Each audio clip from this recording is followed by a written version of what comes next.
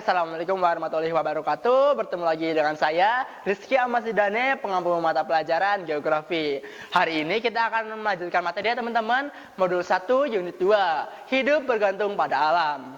Nah, yang A, alam menyediakan kebutuhan.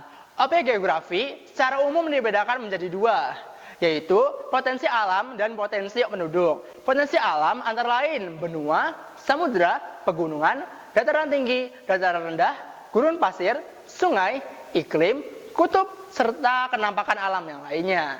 Sedangkan potensi penduduk antara lain jumlah penduduk, kegiatan sosial, budaya, ekonomi, ilmu pengetahuan dan teknologi, serta berbagai faktor yang berhubungan dengan penduduk.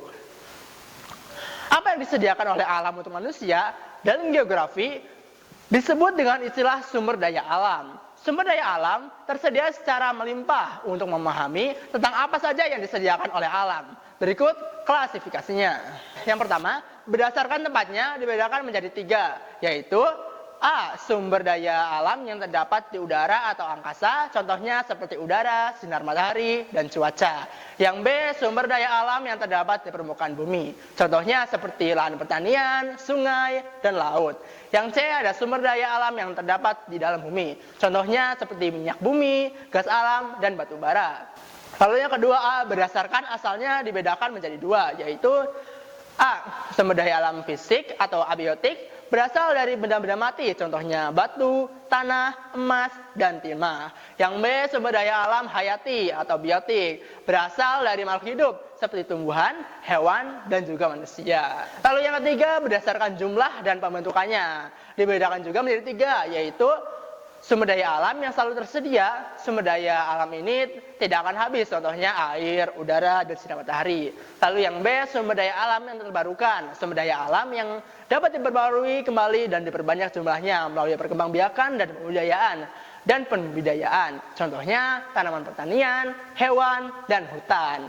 Lalu yang C. Sumber daya alam yang tak terbarukan, sumber daya alam ini tidak dapat diperbarui kembali karena proses terbentuknya sangat lama, contohnya seperti minyak bumi, gas alam, dan batu bara.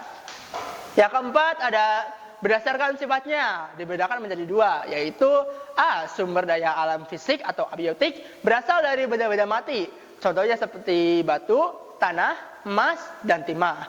Lalu yang B. Sumber daya alam hayati atau biotik, berasal dari makhluk hidup seperti tumbuhan, hewan, dan manusia.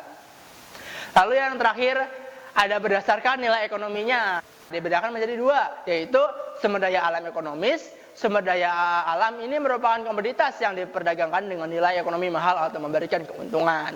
Lalu yang B. Sumber daya alam non-ekonomis. Sumber daya alam ini merupakan komoditas yang harganya murah atau bahkan tanpa harus membayar untuk memperolehnya.